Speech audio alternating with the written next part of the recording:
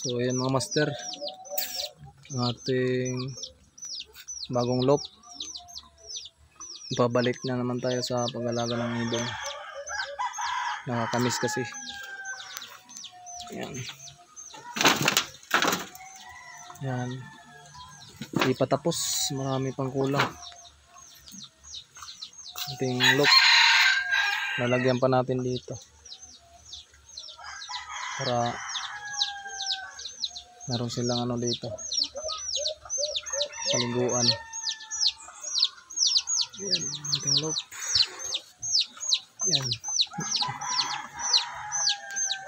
Wala tayong tabla tawag dito sa amin, kaya hard reflex at saka Duspor 3 ang ginamit natin. Side ano lang, side ginamit natin para makaano yung ibon.